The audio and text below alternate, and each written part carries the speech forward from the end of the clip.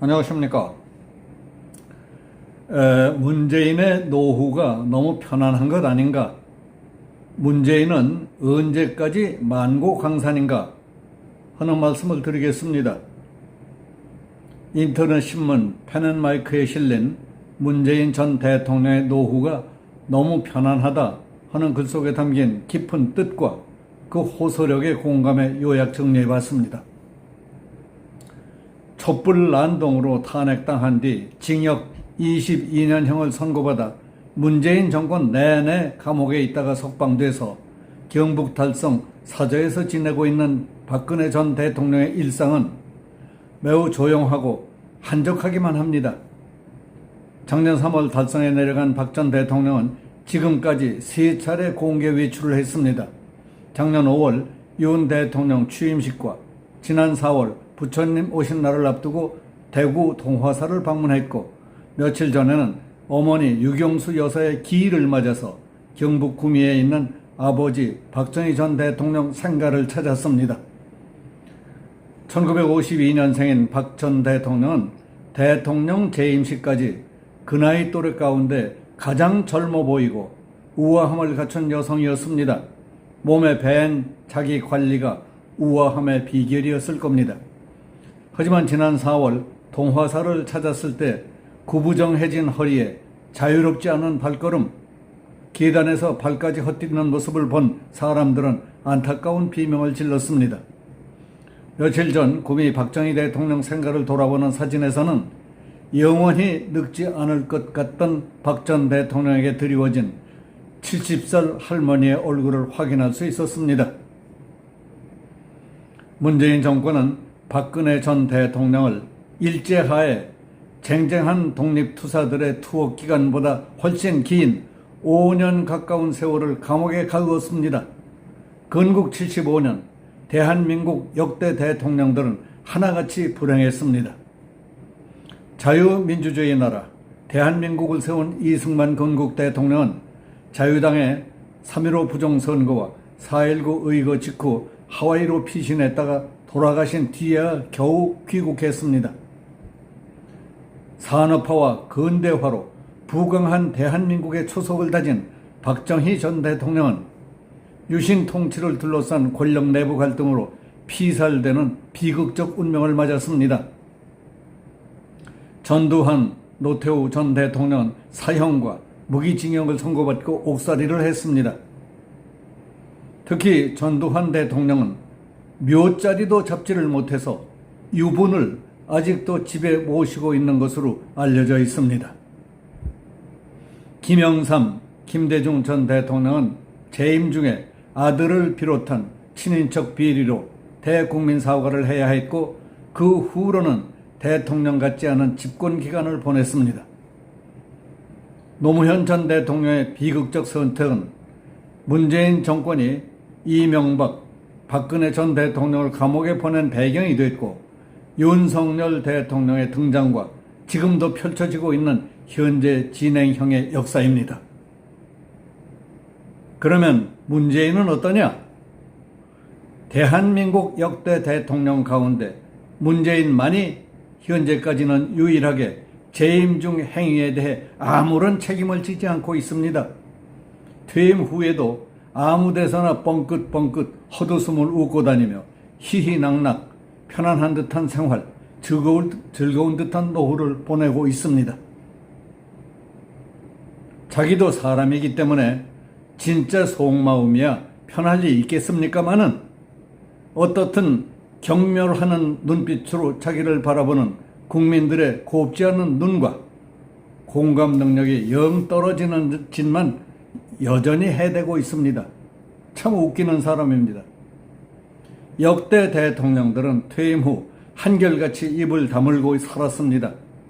정치 보복을 우려한 점도 있겠지만은 전직 대통령이었다면 사람이 나오자마자 이러쿵 저러쿵 한다는 것은 예의도 아니고 입을 다무는 게 옳은 처신이고 금도이기 때문입니다. 그런데 생각이 가볍고 입이 싼 문재인은 틈만 있으면 윤석열 대통령 비판에 열을 올리고 있습니다. 그리고 아무데나 끼어들려고 합니다. 윤석열 정부에 의해 자신의 5년 성과가 무너지고 있다고 한탄했을 때 얼마나 많은 국민들이 배를 잡고 웃었는지 아십니까? 문재인, 당신이 대통령 할 때 국가가 통째로 흔들리고 금이 갈 정도로 사방에 저질러 놓은 어마어마한 일들이 얼마나 많은지 알고 하는 소리냐고 비웃는 것이었습니다. 그 큰 일들은 일단 접어두고 최근에 있었던 일 한 가지만 가지고 얘기해 볼까요? 당신은 자신에게 훨씬 더 많은 책임, 아니 결정적인 책임이 있는 것이 새만금 잼버리 파행이라는 것도 정말 모르십니까? 그럼에도 불구하고 오히려 얼굴 두껍게 윤석열 대통령을 비난하며 책임을 슬쩍 덮어씌우려는 태도를 취했습니다. 좀 있으면 감사원 감사가 나올 겁니다. 그렇게 되면 명백한 사실이 드러나게 될 겁니다. 그때 좀 두고 봅시다. 문재인, 당신에게 물어봅시다. 당신은 역대 대통령들과 같은 하자도 비리도 없다고 믿습니까? 그래서 만고광산입니까?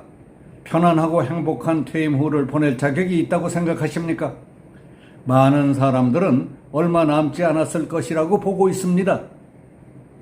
우선 친인척 비리 문제와 관련해서 당신 사위가 민주당 국회의원이 주인으로 있는 항공사에 취직했고 그 국회의원은 사위가 근무하던 태국지사를 통해 막대한 비자금을 조성한 혐의로 구속되어 있습니다.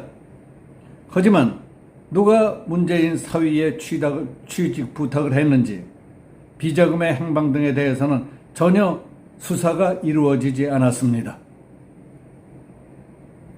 대통령, 당신의 아들이 전시회를 한다면서 공공기관 및 지방자치단체로부터 수천만 원의 예산 지원을 받은 사실이 드러났지만 어물쩍 넘어갔습니다. 그것도 궁금한 일입니다.